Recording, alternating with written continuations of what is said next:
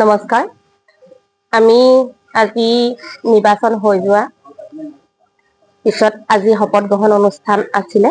আজি শপত গ্ৰহণ অনুষ্ঠানত স্বজনৰ সমৰ্থনত মই উপসভানেত্ৰী হিচাপে লাভ কৰিছো আৰু সকলোৱে সহায় সহযোগ বিচাৰিছো।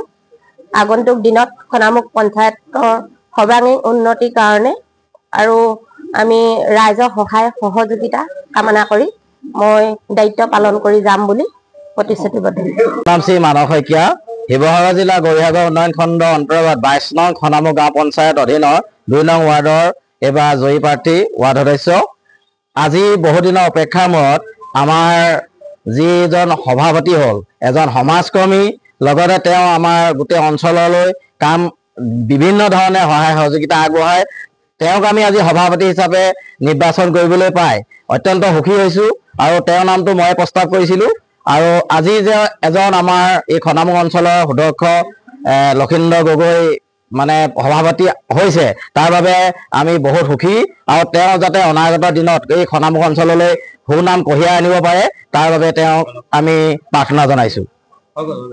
এইবাৰ আমাৰ এই খনামুখ গাঁও পঞ্চায়তৰ উপসভানেত্ৰী হিচাপে লক্ষীমাই দুৱা ডাঙৰীয়ানী নিৰ্বাচিত হৈছে। তেওঁকো আমি প্ৰস্তাৱ কৰিছিলোঁ আৰু তেওঁ আমাৰ স্বজন সমৰ্থক হিচাপে পাই তেওঁ এইবাৰ উপসভানেত্ৰী হিচাপে হৈছে।